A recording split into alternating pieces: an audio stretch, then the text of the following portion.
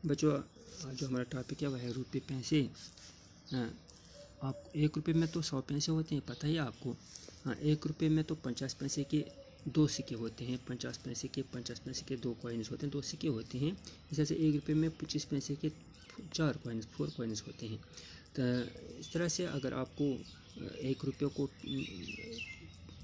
तोड़ के लिखना होगा तो आप लिख सकते हैं 25 पैसे के 4 सिक्के, 50 पैसे के 2 सिक्के एक रुपये में होते हैं, यानी कि 100 पैसे 1 रुपये में होते हैं।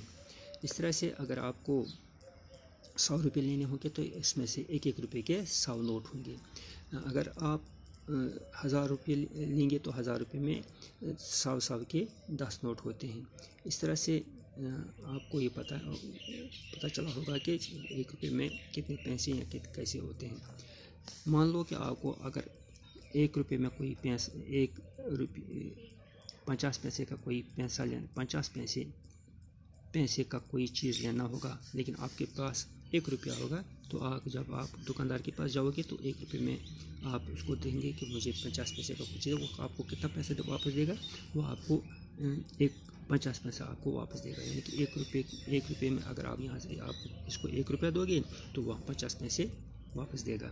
इस तरह से अगर आपके पास 100 रुपया होगा, 100 रुपये, तो आप उसको कहेंगे कि मुझे 50 रुपये का कुछ चीज़ चाहिए, तो 100 रुपये में 50 के 2 नोट होते हैं, 2 नोट्स होते हैं 50 के।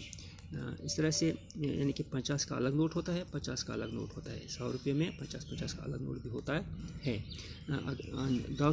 आज 200 रुपये का नोट भी होता है, 200 रुपये का नोट, एक नोट 200 रुपये का होता है।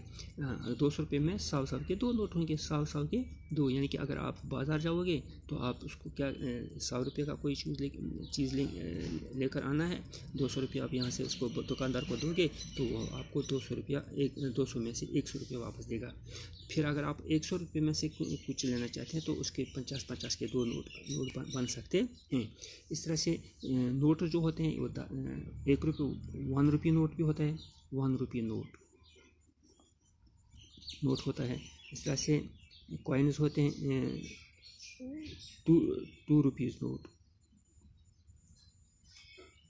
2 रुपीज़ नोट भी होता है, 5 रुपीज़ नोट होता है,